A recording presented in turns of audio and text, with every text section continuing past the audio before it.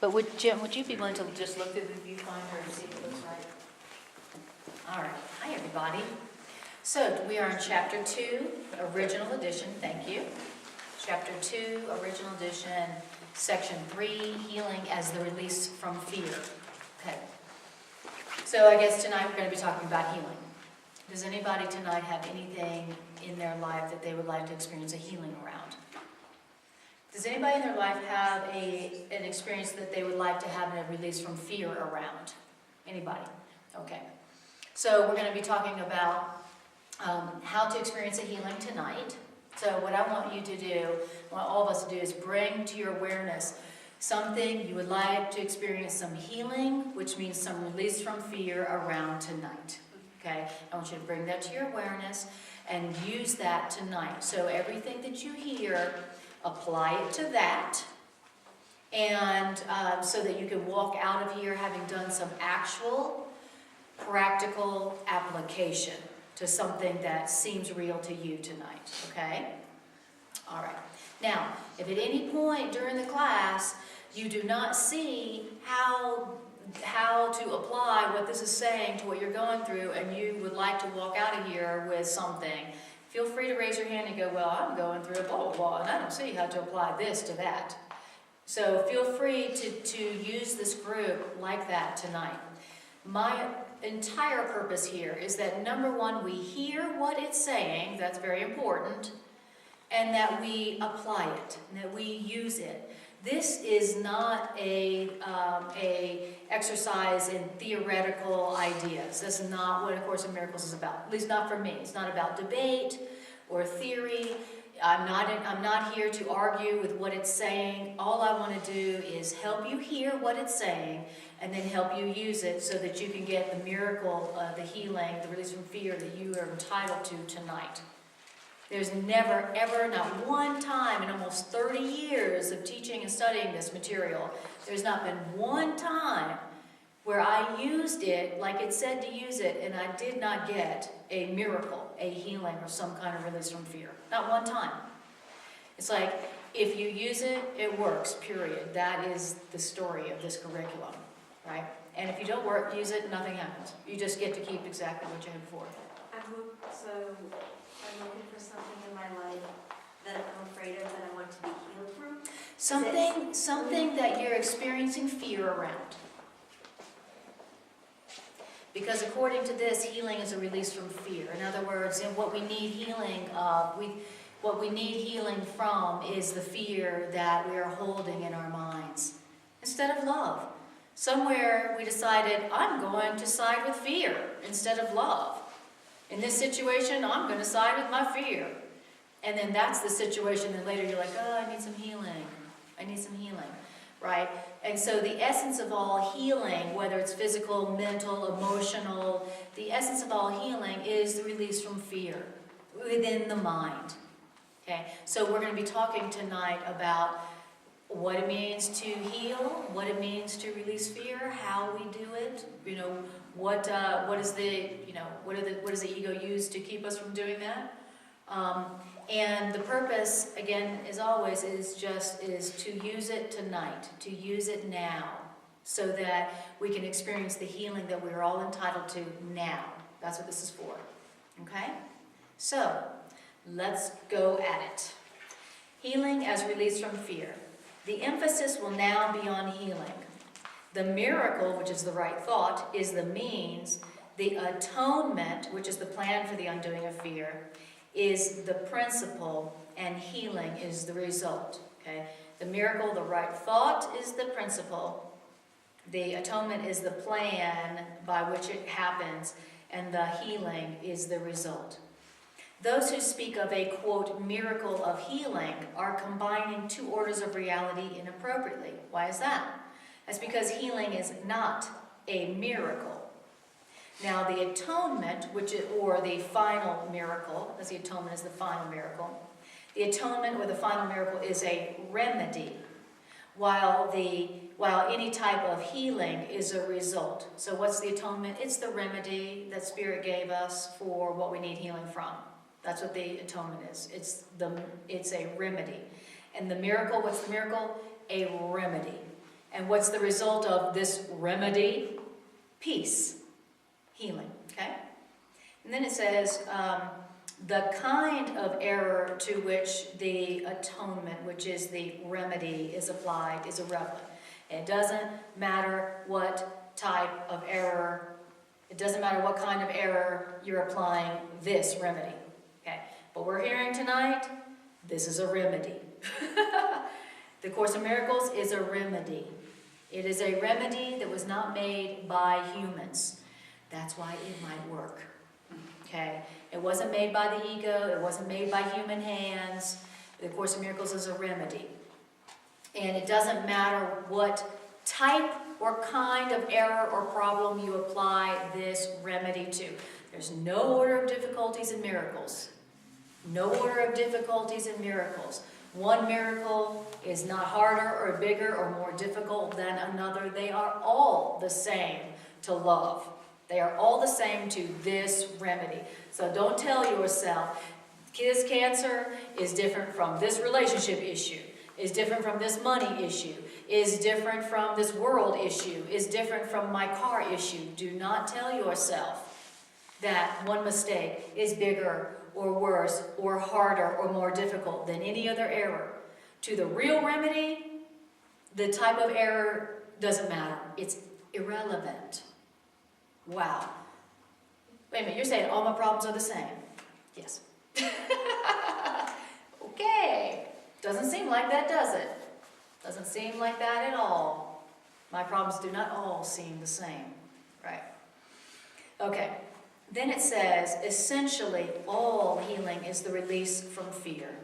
Now, to undertake the release from fear, you cannot be fearful yourself.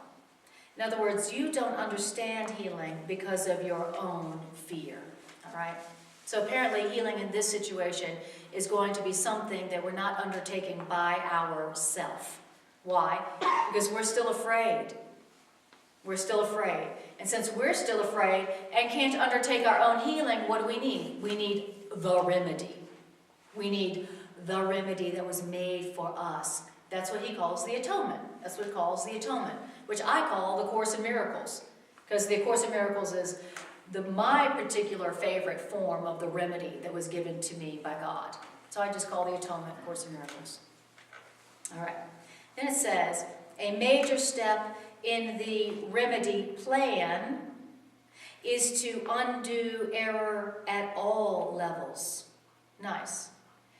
Illness, which is really not right-mindedness, is the result of level confusion in the sense that level confusion and not right-mindedness always entails the belief that what is amiss on one level can adversely affect the other. In other words, the level confusion is the belief that what's happening on the form level, or what's happening outside of me, is adversely affecting my mind.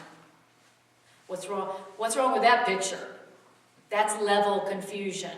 What's happening on the form level is affecting what's happening to me on the mind level, the thought level. And that is a level confusion. I've just totally reversed the levels, okay? There's nothing on the outside that's adversely affecting me within, in my mind, okay? Then it says, we have constantly referred to miracles as the means of correcting level confusion, which means all mistakes must be corrected at the level which all errors occur. And what is that?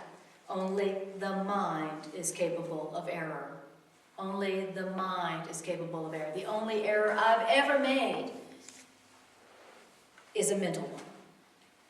Wow. I thought all my errors were stupid stuff I've done with my body.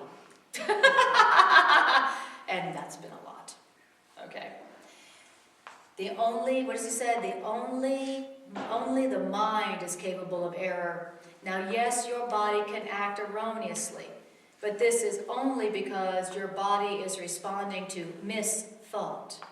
Your body only acts erroneously because your mind is responding to misthought.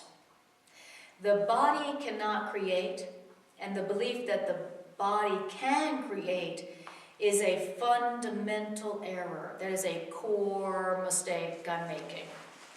And guess what? The belief that my body can create is producing all my physical symptoms.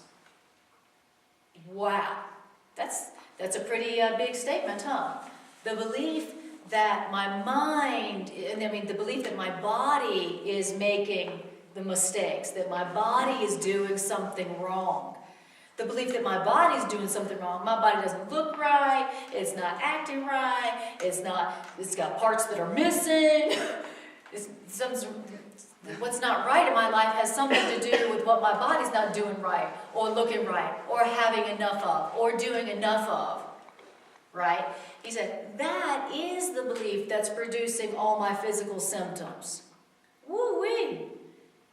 Okay, so you're saying that if I was looking at the level of the mind, what am I thinking, what am I thinking, what am I thinking, what am I thinking, and I put all my attention on that level, the level of the mind, then I'm putting my attention on the level of cause, real cause, the causal level. And then what would happen to all my physical symptoms? Apparently they would be unproduced. They would be undone. Now, very interesting.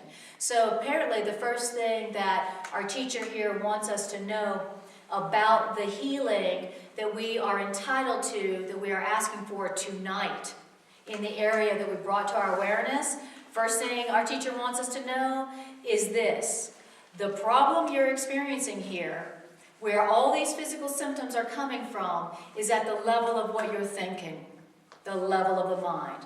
Your error has anything to do with what you're doing in form, what's happening on your body or on the physical level.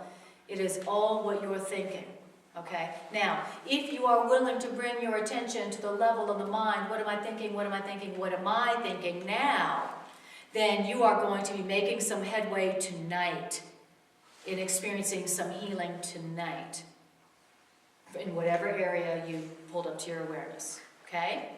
All right. Does it seem like the only thing that's producing these physical symptoms is something you're thinking? No. Let's just tell the truth. No, it seems like I'm having heart issues and that's why I'm upset today. It seems like I have a bladder infection and that's why I'm upset. Right?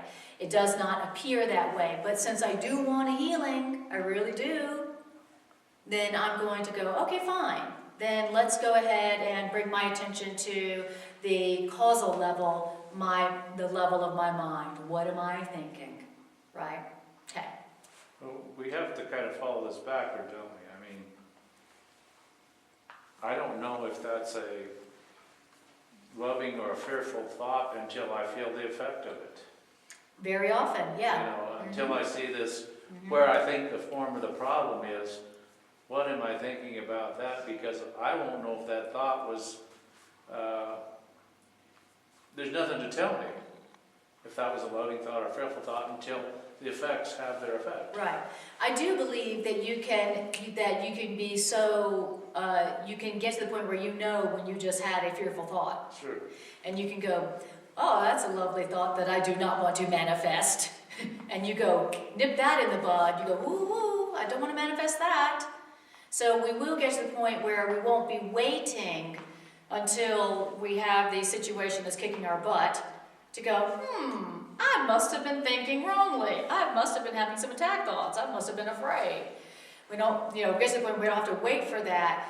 When it pops up, you go, fear thought, anger thought, grievance, I know what's going to come from that if I don't bring it for correction now.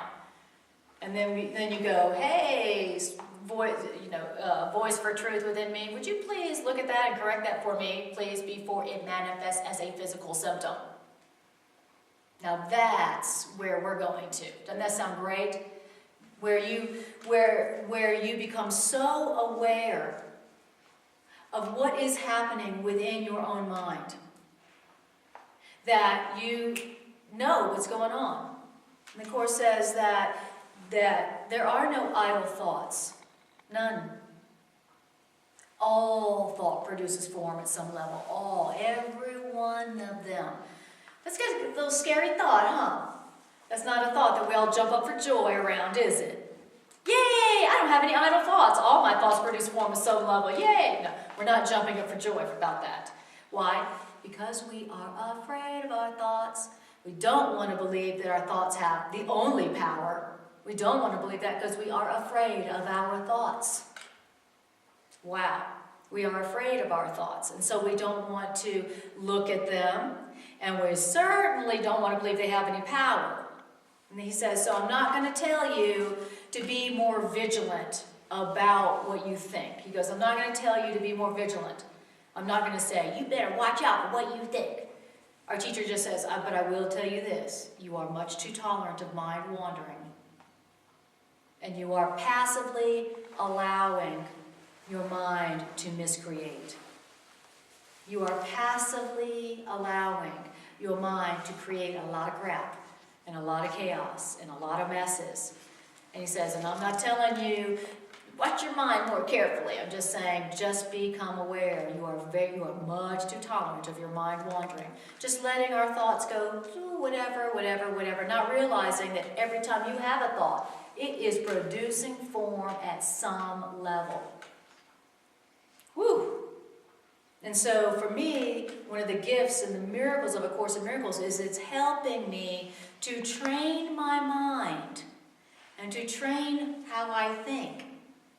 It's training me to pay attention to my thoughts, to pay attention, look, watch, listen. And once you become aware that you are generating fearful, angry, lacking thoughts, the second you become aware of it, the curriculum teaches you how to call upon your internal voice of truth and to correct those ideas and give you the ideas of truth that will produce miracles. But then, do I understand? Fear's effect. An effect, I can feel it. Yes. You know, we know when we're afraid. That's right, you can feel it. So it's probably not a cause. That's right. So the cause of fearful thoughts is what? Lack of love or separation, something like that? I mean, the cause of a fearful thought is the choice for fear instead of love. Pretty simple. I've got a choice here. How am I going to respond? I think a response is being called from me in this situation. What am I going to choose? Am I going to choose to be afraid and then angry? Because anger is always second after fear. It goes fear, then rage. Right? Or am I going to choose to respond with love? Okay? Now, we don't realize that we're making that choice. We don't realize that choice is always open to us. We don't realize we're making that choice in every moment, every moment, every moment, every moment. We don't realize that. But he says, but with some practice, you can learn how to become aware. What does aware mean? I'm aware of what I'm thinking, which means I'm aware of what I'm deciding from moment to moment. That's what it means to be an aware person. Maybe that's what enlightenment means. I'm aware. I'm paying attention to what I'm thinking and deciding from moment to moment. I know, I'm aware, I know that I'm deciding every moment, moment to moment to moment, what I want to experience, fear or love. And I am doing that. That's what awareness means. And that's what being enlightened means. And it's also the only way to eventually come to a state of mind of peace, where you're actually peaceful. Imagine that. You imagine a whole day just peaceful, peaceful, peaceful, peaceful, no conflict, no anger, no guilt, no shame, no worry, no... Can you imagine? A whole day. Just one day. And of course it goes, oh, don't even worry about a day. How about a minute? Oh, don't even worry about a minute. How about a moment? That's what the Course in Miracles focuses on, y'all. But they focus on the holy instant. Not the holy minute, not the holy hour. He never says holy minute. He never says holy hour. The author only says holy instant. Because our teacher knows that that's about all we can do right now. And if you're somebody who can string together a few moments, then pretty much you're going to be considered enlightened here. All right. But he says, don't even worry about that. Just focus on, how about now? How about now? How about now? All right. Can you give yourself a break for a moment? All right. Is it okay? Yeah, I was like, all this talk we have about, what are we putting in our bodies? Everybody's reading labels now, or, all this stuff, and becoming more aware of that. Yeah. But what are we putting in our minds? Exactly. Oh my gosh. It's like, oh, don't feed my kid that, but I'm going to go buy him a violent video game to play. It's like, oh, that's just messed up. That's exactly right. It's completely reversed. Oh, every advertisement you see on TV is designed to induce fear or lack. And shame. And to get you to buy, That's to get right. you to solve, to do something to make you feel better. But first they have to make you feel worse. That's So, right. so they make you feel worse, so then you can buy something to cure it, and then they make the profit, right? It's just Exactly. it's nuts. And the Course says that's actually also what we're trying to do in our special relationships. We're trying to make each other feel bad so that they will feel like they need us.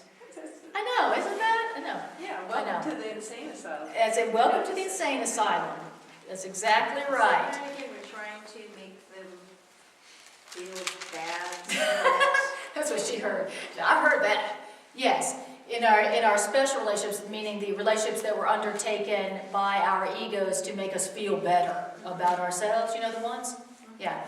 So in the special relationship, we want our partners to feel guilty. Yeah, if you really love me, you wouldn't be happy. So that they will stay. Yeah. So that they'll settle for us. Who's obviously not all that valuable because we're making them feel guilty. So anyway, that was just a side note. All right. But yes, it's the point is well taken. We're very concerned and vigilant about what we're putting in our bodies, not realizing that it's not necessarily what you're putting in your bodies that's producing physical symptoms. It's what you're putting in your mind. It's what you are choosing to think from moment to moment. And basically, your only two options are love or fear. And it all comes down to that. What's your choice? Right? And to think that you have, the idea that you somehow have to be afraid, and that there's some situations where you have to be afraid, and that's the only option, is a total lie. Is a total lie. There is no situation anywhere, anytime, ever, where you could not choose only love and have the miracle that breaks all the laws of space and time with it. A miracle which breaks all the laws of space and time. The miracle which breaks all the laws of economics, all the laws of health, all the laws of medicine, all the laws of the world as you know them. A right thought is more powerful than all the laws of the world. Economics, medicine, nutrition, relations, and all the other laws that we think we believe, we are under. Of course, it says to tell yourself often, I am under no laws but God's. I am under no laws but God's. And so in this situation that you brought to mind where you know you need healing, you want to tell yourself, in this situation, I am under no laws but God's. And God says, if I choose to side with love and decide for peace and let Spirit decide for peace for me, then I can have peace. That's the law of God.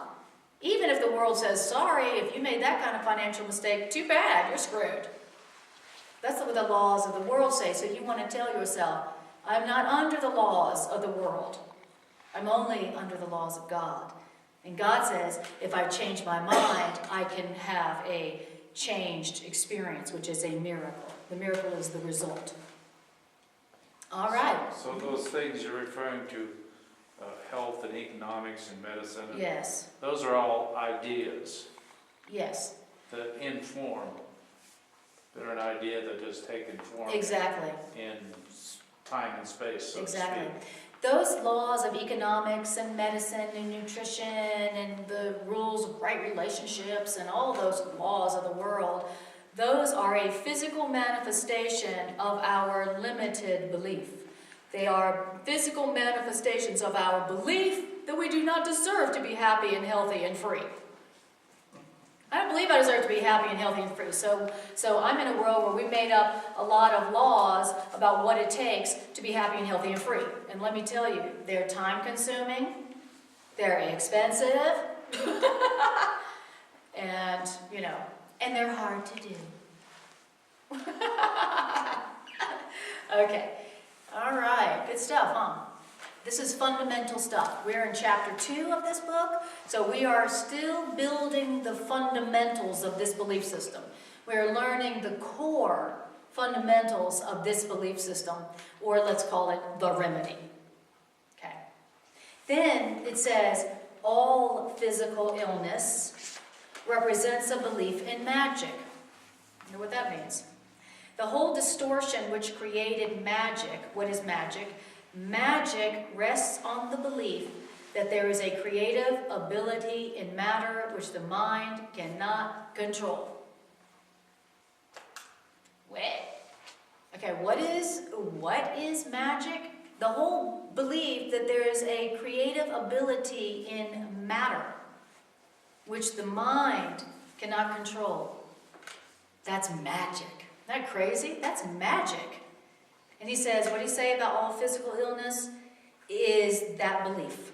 So let's say it again. What is all physical illness? Then that includes mental and emotional illness, by the way.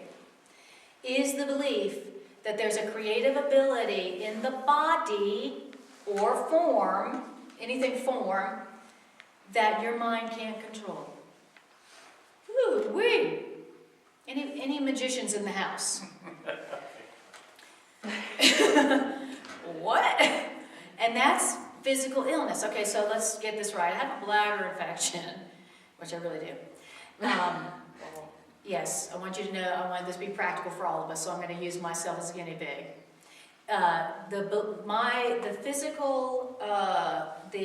physical symptoms, the physical illness that I'm experiencing is my belief that there is a creative ability in matter, my body, my bladder, that my mind cannot control. Wow, that's deep, huh? He's taking us to the fundamentals of healing. If you want to experience a healing, these are the principles. These are the principles by which we experience healing here. And guess what? Here's the good news about all that. You don't have to believe that completely to get the healing. You don't have to believe that completely in order to experience a healing. Now, there's a miracle, right? So in other words, I haven't fully accepted that there's no creative ability in my body that my mind can't control. I haven't accepted that completely, but I have experienced healings. I have experienced miracles. How does that happen? That's because when the Course said, hey, you want to experience a healing relative to that bladder infection, then tell yourself this. This is a thought that I'm thinking in my mind. This is a thought that I am thinking in my mind. This is a thought in my mind that is taking form. And my mind does have control over this. And Holy Spirit, help me to change my mind. Okay? Now, guess what happens? I get the change of mind that I asked for. And I get the result, which is the miracle, the healing. So I didn't have to change my mind completely in order to receive the miracle. Does that make sense? So Anna, are you saying that you don't have to understand why you got a bladder infection, what thought brought that Thank on? you. Exactly, because the bladder infection doesn't matter. That is not, what does he say about, he said the level of error doesn't matter. What was that line? He said, the error itself doesn't matter. Right? Let's see if I can find that. Anyway, he says the kind of error, bladder infection, it doesn't matter. That's not the point. Right? And I don't have to know. All I have to do is be willing to say, okay, this must be coming from my mind level. This must be something in my own mind. And I would like the correction of whatever misthought made that. And I ask for that. And that's Holy Spirit's job. Holy Spirit's job is to wait for you to go, I am mistaken, and I know I'm mistaken because I'm experiencing some physical symptoms, I'm experiencing physical illness, so I know I must be experiencing misthought, I must have been choosing fear instead of love, and I ask for the correction of that spirit. And the spirit was created by God to go, right on it, I'm on it, thank you, and to do it. And that's why we call it a miracle. Because it's being done for us. All that's required for us is the awareness and the willingness. Awareness. Look, if I had to be healed completely to experience a physical healing or a miracle, then what's the point? What's the point of studying A Course in Miracles? What's the point of taking any remedy? If I have to change all those beliefs and accept that, oh, there's no creative ability in matter that my mind can't control, if I had to accept that completely before I received a miracle of the healing of my physical symptoms, what's the point? But the point is that I don't have to accept that completely. All I have to do is say, yes, that makes sense. Yes, I want that. Please give that to me. Yes. I can see how what you're saying can apply to things that are thought-based, like Right. a fear of abandonment or a fear of connection with Right. somebody. Okay. How those are driven by the thoughts. in my Right, mind. exactly. But when I think about your bladder infection, Yes. Please think about my bladder infection. or Yes. some or something along that level, Right. where it's physical, and if isn't the bladder infection taken care of when I go to the doctor and I take whatever Antibiotics, right. medication the doctor's giving me for the bladder infection. But it seems like what you're saying is, if I open my thought, the bladder infection will go away because I open to some other thought. And I'm having trouble grasping that, or that one in particular, when it seems like it's such a solid physical thing that it. Right. You could put it under a microscope and see. Yeah, Yeah, it seems physical. there's a physical remedy to it. I can understand how it occurred because of my thoughts, but changing my thoughts automatically How go away. can the release from fear end my bladder infection? And I hear you saying it's hard to see or hard to imagine how a release from fear would affect something that seems so obviously physical in nature. Okay, great. Yes, we're all having problems accepting that right now, you know. And what the Course in Miracles is telling us is things we don't yet believe. And so the whole point of the curriculum is to give us a new way of thinking and believing so that we can experience miracles as natural. So none of us believe yet. But what if you say, like, you get a cut and your body heals the cut? You know, so your body, in my mind, is built to heal itself. Okay, so bladder infection, for instance. If you're all agitated about it and fearful of it and all that, then you're not allowing your body to act in a way that it was designed to act. Very nice. And so if you reduce the fear, Right. then your body Very nice. can self-heal Very nice. without Absolutely. inducing something outside of Very yourself nice. to treat a symptom. Beautiful. Thank you. Absolutely. It is true. When your brain is not producing the cortisol hormone that comes from fear, your body is very naturally self-healing. You know, it does what it was designed to do, you know. So, beautiful. And just know that that the Course in Miracles is telling us things we really don't believe about our minds and about the body, but that they are true, and if we are willing to open our minds to that possibility and do what it says to do, even if we don't believe fully, that you will get the results. So that's why it's a Course in Miracles. I don't have to believe completely But because if I'll use it, I will get the result. I'll get the miracle of healing, even though I didn't believe fully, but because I was willing and I was open.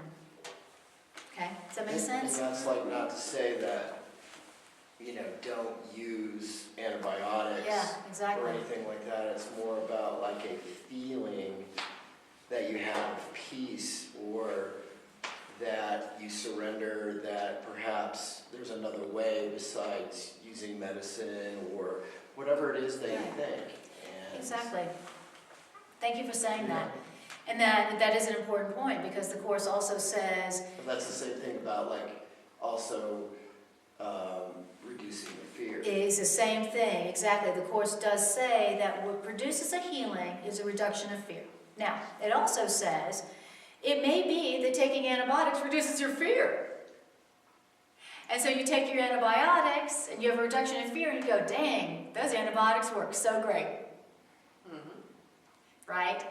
And then, so he says, as long as you still have fear of using only your mind to heal, then you're supposed to use what he calls them special agents. Isn't that great? Special agents called antibiotics or cranberry juice, right? So he says, until you have no fear about using only your mind to heal, meaning only your mind to change your thoughts, then you're supposed to take a compromise approach. Because let's say you like studying the Course and you're like, oh, the only healing is at a mental level, reduction of fear, and so I have cancer. But since it's only about the mind, I'm not going to go do any remedies. I'm not going to take medicine. I'm not going to change my diet. But doing that creates more fear. He said, so really you've increased your fear, not reduced it. He says the most important part is, what would it take for me to reduce my fear? And if that's taking antibiotics or taking chemotherapy or doing nothing except meditating and praying, whatever that is that reduces your fear,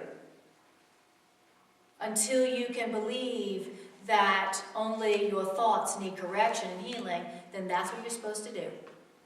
So you ask yourself, what would reduce my fear the most in this situation?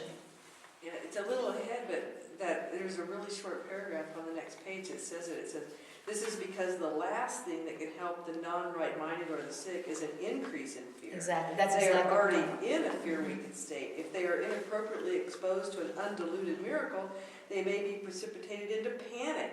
This is particularly likely to occur when upside-down perception has induced the belief that miracles are frightening. Exactly. In other words, for a lot of us, for instance, let's just say that I was, have bladder infection and I went, there is no sin, I am innocent, I am an innocent child of God, I am still as God created me. It was gone. I mean, gone. Went to the doctor, it's gone. It may be that would scare me so bad that it would not foster the reduction in fear that I really needed, that was the healing, right? It would scare me. And so the last thing that somebody like that needs is a reduction of fear in the moment when they change their mind. What they need is something, here's some antibiotics, here's some chemotherapy, here's a change of diet, whatever, right? Okay, so our teacher is not asking us to believe it 100%.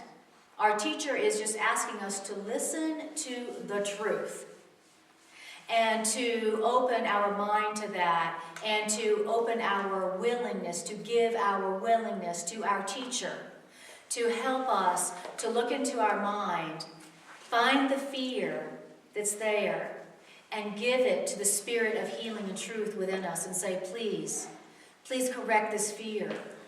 Please correct this fear that I don't think I can correct for myself because I made it myself. Please correct this fear that I don't think I can correct myself because I made it myself. Look, you made your fear.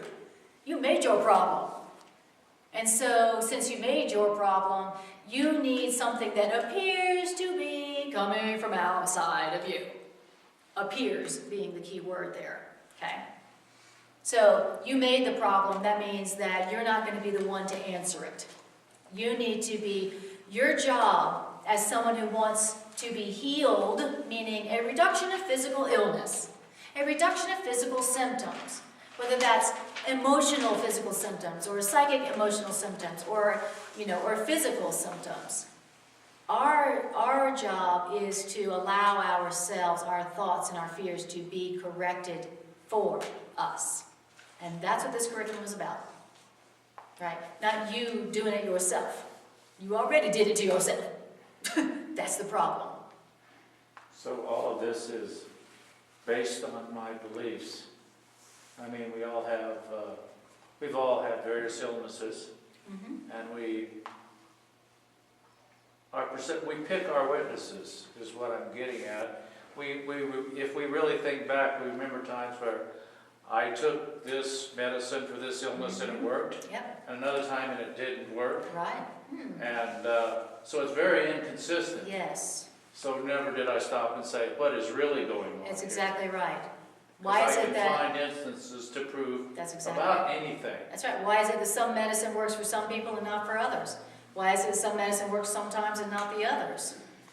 Why? Well, because there's another element there at play. So somehow my mind, my beliefs have kind of trapped me in a spot. And that's when I say to Holy Spirit is, I'm not able to change my mind, but I give you permission to. I need help. Yeah, That's I that mean- outside force. exactly. I mean, really, like the course is teaching us to do this as our first #1 problem-solving approach. I have done this unto myself.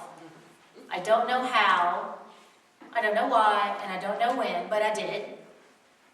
This is coming from something I thought. I'm doing it to myself. I don't know how, why, or when. And I'm asking you, Spirit of Truth, to decide for peace for me.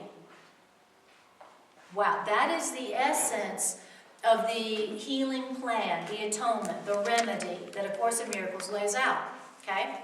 And so imagine that. I mean, listen, if we really realized that we actually have a mind and a being within us who at our request will change our mind for us, will decide for peace and truth and healing for us, we would be ecstatic. This room could not contain us. We literally would not be able to contain our joy if we really got that is real and that is within us and it is available all the time.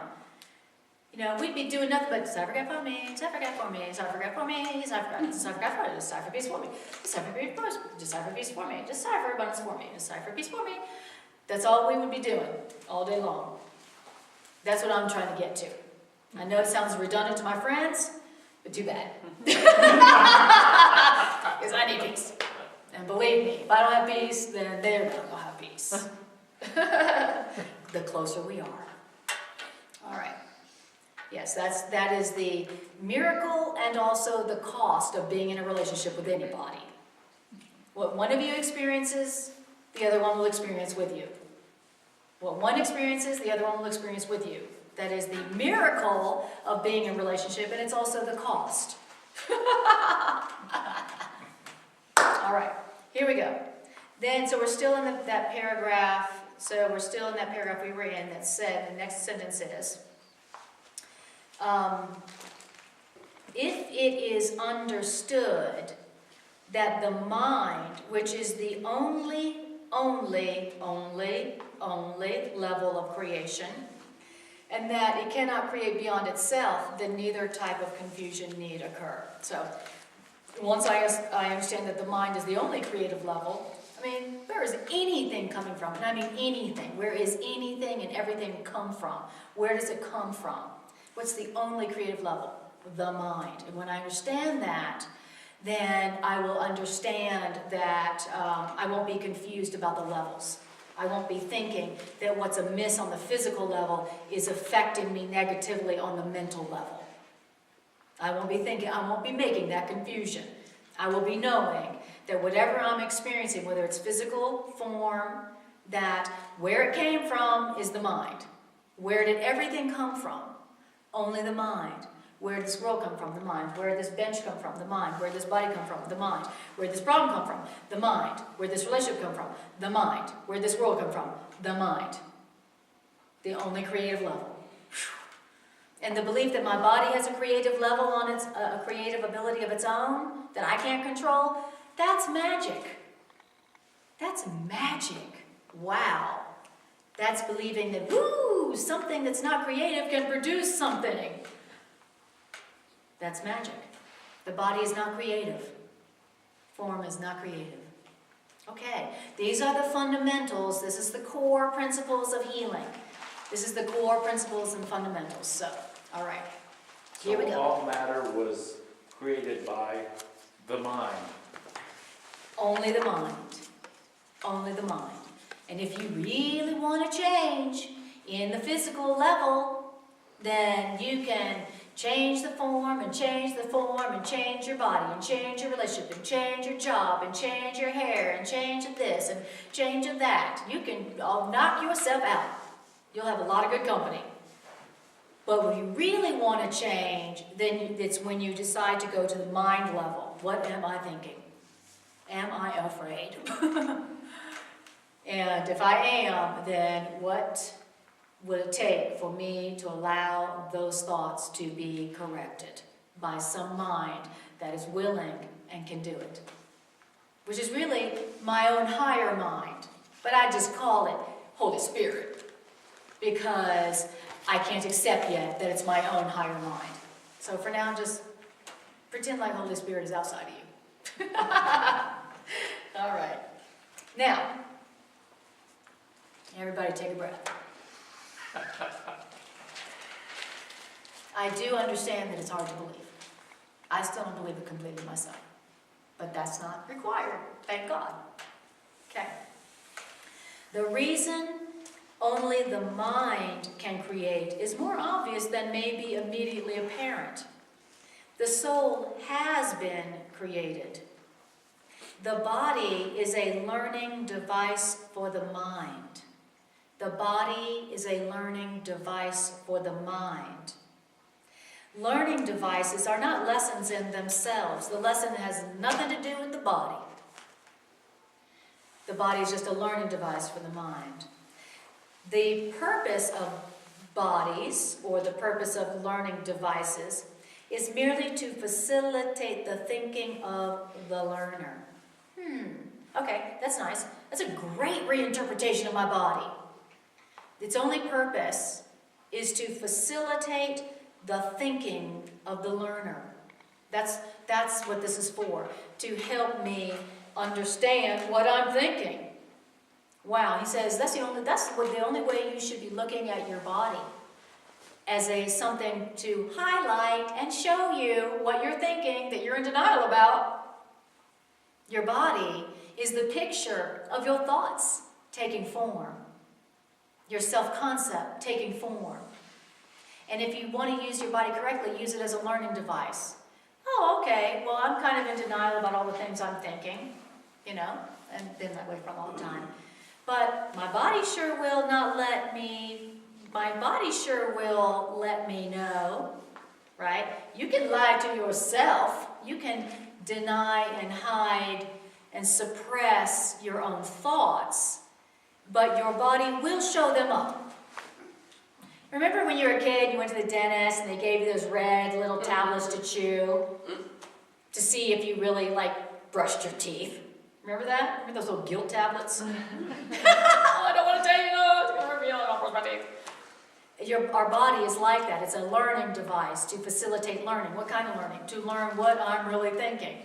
So yeah, I may be in deep denial about a lot of grievances that I've got, because I'm a nice person. I don't hate anybody.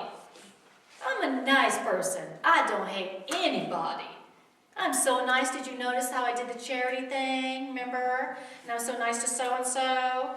I may be in denial and hiding my own grievances with myself and others. but you better believe my body's going to show them up. And so I might get something like a bladder infection. It's the perfect physical metaphor for what? I'm pissed off.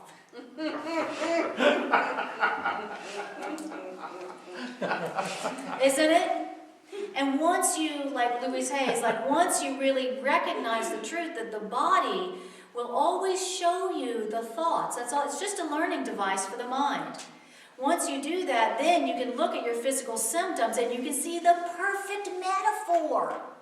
The perfect metaphor. I was with a client and she was talking to me about like obsessively clinging to somebody. And I was like, oh, that's interesting. And then she goes, yeah, and this weird thing. I woke up in the middle of the night and my hands were like this. And they were hurting. And I was like, oh, what a coincidence. What a perfect metaphor. You know, clinging. And she woke up in the middle of the night and her wrists were all sore from like going like this. So the body is only a learning device for the mind. It's to show me what I'm thinking that I'm in denial about. Because why? Because I'm afraid of my thoughts. I don't want to look within and see that I have rage. I don't want to look within and see that sometimes I have hatred for myself. I don't want to look within and see that sometimes I hate people and have murderous thoughts. And then sometimes I hate myself. That's just so unpleasant. And besides, I'm a nice, enlightened Course in Miracles person. I don't want to look at that, right? And so fine, if you don't want to look at it, and you don't want to look at what you're thinking, and you don't want to pay attention to your mind level, then guess what you get to deal with? A bladder infection, or a whole host of physical symptoms that will perfectly, metaphorically mirror your thoughts that you have been too afraid to recognize that you are thinking. Now, if you knew that you had an internal perception corrector, then you wouldn't be so afraid to see those thoughts, those murderous, grievance, self-hatred, angry thoughts that we all have, right? So I would like to save myself some time, and I don't like the physical suffering. You know, I'm a big wuss, and I'm pleasure-oriented, and I don't like the physical symptoms. And so what I'm trying to do is use the Course to teach me how to pay attention to the level of the mind.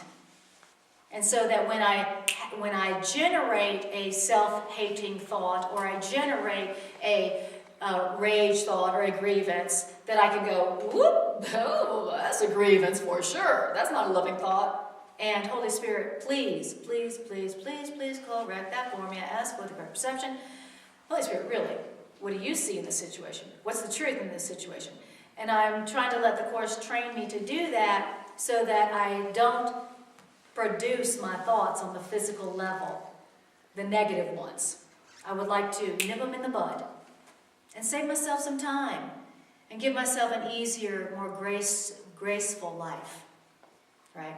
So this is always something I should not undertake alone. Always. I mean, I get this symptom or Yeah. say, what's this all about? Right. Because I will for sure misinterpret or whatever. That's exactly right. That's my opportunity to ask. That's exactly right. For the correction of the thoughts. Right. Now, very often, when you are asking, when you're paying attention to the mind level, and you're like, okay, where's the fear? Where's the grievance? Where's the fear? Where's the grievance? I must be having, because it's physical symptoms. What often happens is then Spirit, your internal teacher, healer, goes, well, you were pissed off, right? Well, yes, I was. And go get some aloe and some cranberry juice and some probiotics. Oh, okay. And then before you know it, it's gone. Right? So I got, as I got the correction on the mental level, I also heard Spirit tell me what to do on the physical level for the bladder infection. See how that goes? So it's not like Spirit is like, don't use medicine. It's not like that at all. Spirit's like, no, let's just look at the mind, and then let me tell you some things on the physical level you can do. Now, when you have allowed the fear in your mind to be released and corrected, then guess what? Whatever you do on the physical level will work. you were to go take toad brains, it would work, right? So what enables the medicine to work is that it is only giving form to the correction that you've already decided, to the remedy you've already accepted. Does that make sense? It's like the answer's in the peace. Yes. It's not in the stress of like, oh, I got a bladder infection, you know, I need to get over it, or I'm gonna get sick, or I gotta do this, I Right. gotta do that. Right. I better go get some antibiotics. I hate taking antibiotics, you know, going Yeah. through all that. Yeah, medical system. Yeah. Right. And Exactly. you just have peace and like, it comes to you. That's right. The peace brings the correction of the fear, and the peace makes way for spirit to tell you what to do in form that will work. Yes? So they're all placebo effects, but if it helps you mentally, then just do it. That's exactly right. It's all a placebo effect, and do it and do what our teacher here is telling us to do first, or do them simultaneously, whatever. Okay, so when I get physical symptoms, I go for the truth. I just let myself hear it, and I listen for what Spirit's going to tell me to do on a physical level. And then typically what I've done second to listening to the truth, which undoes fear, then those physical remedies tend to work. Then I go, oh, that cranberry and aloe juice worked. But it worked because I had already decided to do the real remedy first. Okay, so don't not do medicine. Just do this first and then do it, or do them simultaneously. Okay? All right, we're talking tonight about healing. What could be more practical? And healing on all levels: mental, physical, emotional, psychic. All right. So it says, the reason, here we go. The most that a faulty use of a learning device can do is to fail to facilitate learning. I'm going to say that again with the body in there. The most that a faulty use of a body, a learning device, can do is to fail to facilitate learning. The worst my body can do is just not learn. Because remember, my body is just a learning device. It is not the learner. Okay? Now, the body, and that's because the body has no power in itself to introduce actual learning errors. I'll say it again. The body has no power in itself to introduce physical symptoms. Sometimes I just get scared about the stuff I say up here. Sitting up here all by myself saying this into the camera. The body has no power in itself to introduce actual learning errors or physical symptoms. Okay, all right. Is anybody hearing anything that is hard to believe tonight? Thank you. All right. All right, you are not alone. Now, then it says, the body, if properly understood, if you properly understand the body, then your body will share the invulnerability of the atonement or the remedy to two-edge application.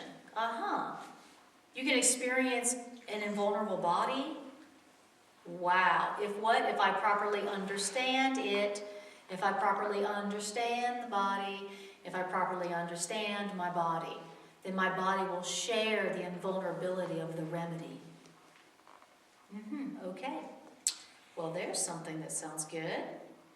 Then it says, this is not because the body is a miracle itself. You won't experience it as invulnerable because it's a miracle, but just because the body is not inherently open to misinterpretation. Okay? It's not, in other words, it's not my body that's generating my mistakes or my physical symptoms. It's not my body that's generating that. Interesting. Then it says, the body is what? What is the body? Say, you properly understand your body, your body will experience the invulnerability of the remedy. Well then, what does it mean to properly understand my body? Do tell. What would it take for me to properly understand my body? Well, it's like, then he says, The body is merely a fact in human experience. The body's abilities can be, and frequently are, over-evaluated. Indeed. Has anybody ever over-evaluated their body's abilities? Sure. For a long time, I thought my body could make me happy. For a long time, I thought my body could satisfy me. For a long time, I thought my body could get me love. Anybody ever made that mistake? I have frequently over-evaluated my body's abilities. Yeah, when I was like, body, satisfy me, body. Body, satisfy me. Body, get me love. Get me love. If my body just looks right, if my body acts right, my body does right, if my body has enough, then sure, then it has the ability to get me love and satisfy me. We have over-evaluated the body's abilities frequently. However, it is almost impossible to deny the body's existence. And those who do so, who try to deny the body's existence, are engaging in a particularly unworthy form of denial. The term unworthy here implies simply that it's not necessary to protect the mind by denying the unmindful, which is the body. There is little doubt that the mind can miscreate. If one denies that the mind can miscreate, if one denies this unfortunate aspect of the mind's power, the body, then one is also denying the power itself. Okay, so what does that mean? Okay, so it's just saying that, okay, so we just heard that the mind is the only creative level, and the body is just the dumb terminal. The body is just the learning device. The body isn't introducing anything, not physical symptoms, not any mistakes. The body's not doing nothing but facilitating learning of my mind. That's all it's doing, okay? So it's doing nothing except facilitating, okay? It's like the instrument, right? But he says, it's not necessary to go to the extreme and deny that the body exists, okay? So, like, that might take the form of somebody going, well, since my body isn't generating anything, my body isn't doing anything, then I'm just going to act like a mind without a body here in the world, and I'm going to deny my body. You know, we might call that person an ascetic, an ascetic. Not aesthetic, ascetic. You know what I mean by ascetic? You know, somebody who practices denial of their body. I'm not going to bathe it. I'm not going to dress it. You know, I'm going to deny that I have a body. I'm not going to give it the nutrition it needs. I'm not going to give it the exercise it needs. I'm just going to deny I have a body. So you see the two extremes? One is the body is me and it's generating my entire experience. And the other extreme is, well, since I'm not a body, then, you know, I'm not going to do anything in it, with it, for it, or anything like that. Does that make sense? He goes, it's not, you don't have to deny your body that you have one just to protect your mind. You don't have to do that. Yay! Because I love dressing my body. And I love exercising, and I love feeding it healthy food, right? He's saying you don't have to deny your body, right? All right, that's good to know. Then it says the body, oh wait, let's see, where were we? Okay, here we go. And so, all material means which man accepts as remedies for bodily ills are merely restatements of magic principles. I'm going to say that again. All material means which man accepts as remedies for bodily ills are merely restatements of magical principles. Wow, I got a body ill. Got any body ills? I got a body ill. If I accept a physical remedy for my body ill, that's just me restating the fact that I believe in magic. Magic. What's magic? Ooh, I have a body ill. My body generated that symptom. I'm going to take something physical and I'm going to give it to my body and then it's going to be gone. It's magic. that is magic. That is magic. And he's saying, you know, that's not real healing. That's magic. Poof, now you see it, now you don't. Well, it's still there. You take a physical remedy for something that seems to be a physical ill, that seems to be generated in the body, and you take a pill and it goes away. That's not healing. That's not a cure. That's magic. Because what happens? It just shows up somewhere else, just like in a magic show. Where'd it go? Well, it's actually right here. I still have the ill, but now it's in my back. Oh, I'm going to take a pill for that. Oh, look, it cured my back. Isn't that awesome? See, it's like magic. It cured my back. Next day, oh, I got such a headache. Oh, right? Where'd it go? Well, it didn't get cured. It just went somewhere else. It's magic. So, all physical remedies that we seek is just a restatement of a magic principle. Okay? All right, but that doesn't, like we said before, that doesn't mean you don't take your physical remedy, right? Just know that this is not the real remedy. Okay, this cranberry juice, I'm drinking it, but I know it's not the remedy. I am telling myself the truth. I'm asking that the fear in my mind be corrected, and then I'm drinking the cranberry juice. Okay? All right. Okay. Should we go on? I know this isn't really practical at all. It's all right. Now, then it says, all material means which man accepts as remedies for bodily ills are merely restatements of magic principles. It was the first level of the error to believe that the body created its own illness. That's the first level of the error. My body created its own illness. It's a second misstep to attempt to heal the body through non-creative agents. Okay, what is medicine? What is any physical remedy? A non-creative agent. And it's a first level of the error to believe that your body created your own illness. It's a second error to believe that you can heal or to attempt to heal the body through a non-creative agent. Wow. What's a non-creative agent? Anything that doesn't come from the mind. Because what is mind? The only creative level. It's the only creative thing. Everything else is a non-creative agent. You ever had a non-creative agent? This agent is very uncreative. All right. All form is a created agent. Thank you. All form is a created agent. All thought is the creative level or cause. Wow, this is so hard to believe. But I can tell you that it works.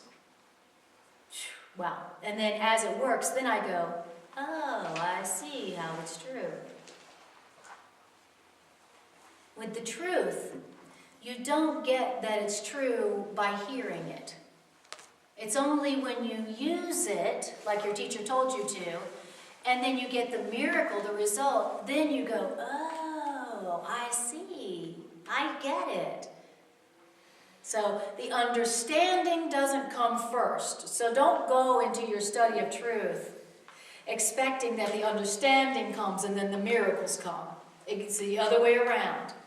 You use it without believing it, and then the miracle that happens shows you that it's true. That's how the truth works. Okay? All right. Then it says, it does not follow. Wow, it's 5 minutes till 9. Wow. I'm glad I looked at the clock. That seemed like 5 minutes. That is bizarre. Is that just me? No. Okay. No. Is that just me? But y'all are like, damn, go on.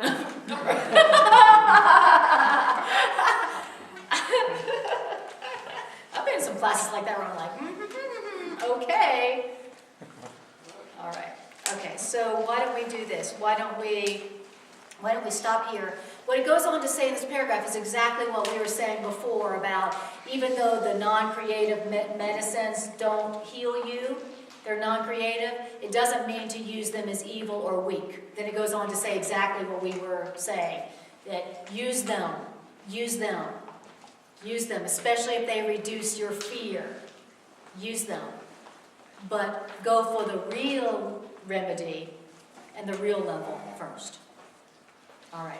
So let's do our love offering. I appreciate your financial expressions of appreciation. I do this for a living. I appreciate your expressions of appreciation financially very so much. So does the Miracle Center. You can learn more about my holistic counseling practice at annakujawa.com. And you can learn about my Miracle Psychotherapeutic sessions that I facilitate, Skype, phone, or in person. Thank you. annakujawa.com. All right. Next week. I will be out of town next week. Jim, my amazing co-teacher, will facilitate. If you guys, some of you guys have Going down been... to John God for that bladder infection?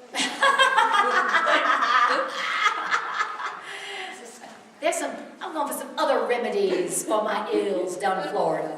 I can't tell you about them right now while the camera's on, but no.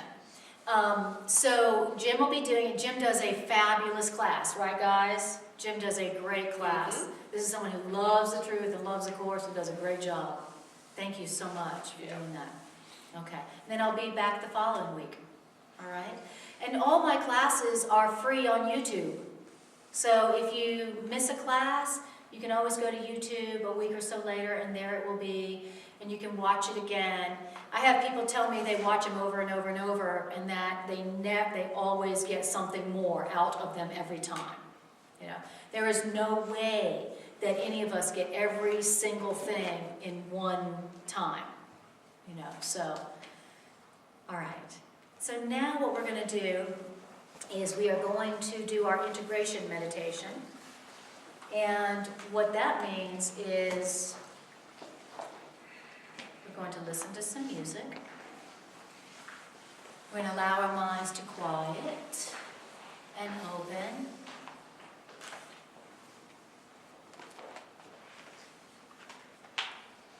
So I want you to close your eyes and just pay attention to how you feel. Tune in.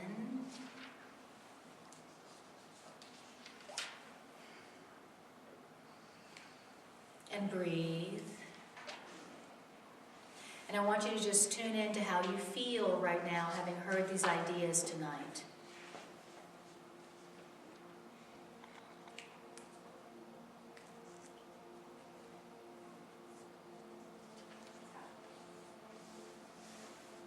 How does it feel in your mind and in your body? Remember, your body is your learning device. How does your body feel?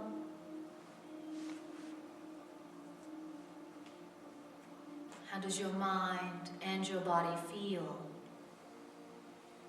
when you hear the truth?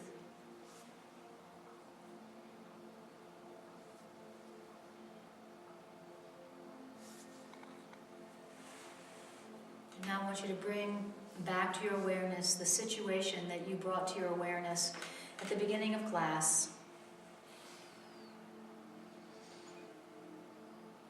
The situation that you were saying you wanted to experience a healing around or a release from fear around.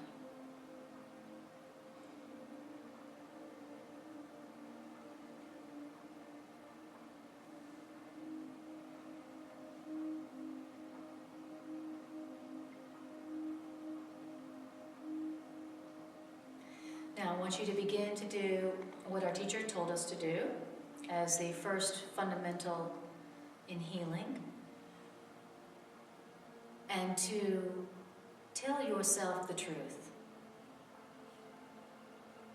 What I am experiencing started in my mind.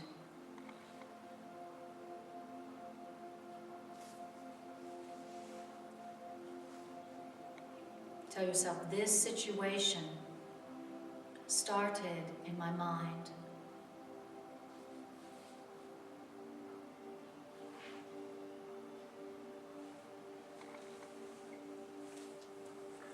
And then tell yourself the next thing our teacher told us to tell ourselves, and that is, I must have misthought. I must have chosen fear in place of love.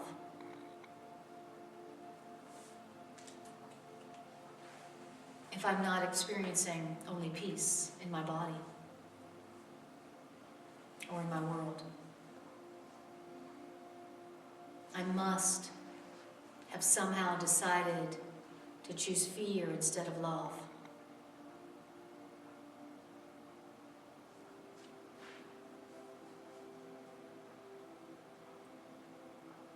And then say to yourself, I made that decision myself, but I can choose otherwise.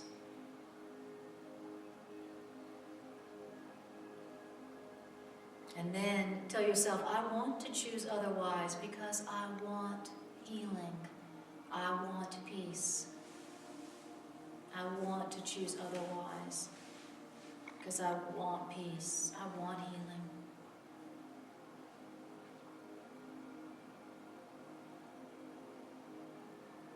And then say to yourself, I will not feel guilty about this misthought.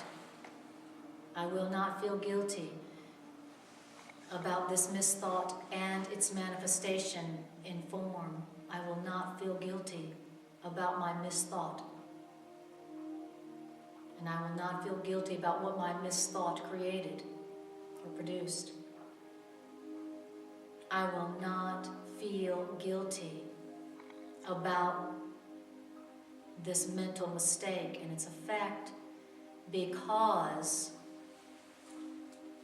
my loving right mind will decide for healing for me if I will let it.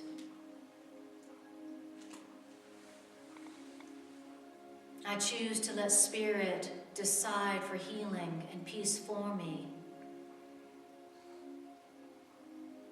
by asking Spirit to decide for peace for me.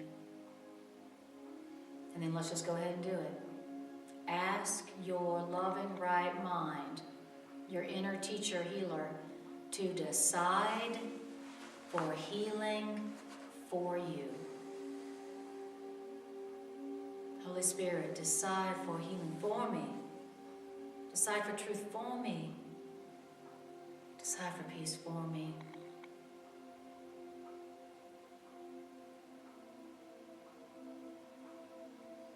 And just breathe that in. That is the formula for healing all bodily ills. That is the formula for healing all emotional ills. And that is the formula for healing all psychological ills and all problems. I must have decided wrongly because I am not feeling good. I'm hurting. I'm scared. I must have decided wrongly.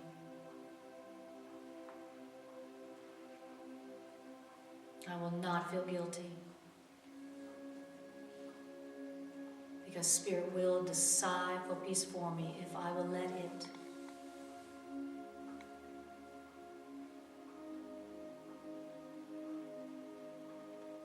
And so now, bringing the situation to mind, I want you to pray over it in your mind's eye. And I want you to pray over it and say, Spirit, Spirit, Spirit of love, Spirit of truth, decide for peace for me in this situation. Spirit of truth, Spirit of healing, decide for healing for me in this situation.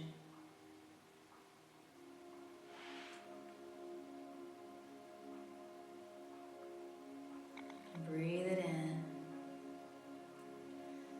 Let the memory and the awareness of this healing formula take root in your mind.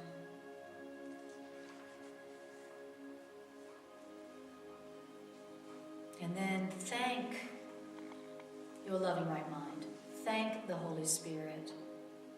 Thank Spirit for the remedy, the correction that it has already provided. Thank you, thank you, thank you, thank you, thank you for the remedy you've already provided. Thank you for deciding for healing and peace for me. Thank you, thank you, thank you, thank you, thank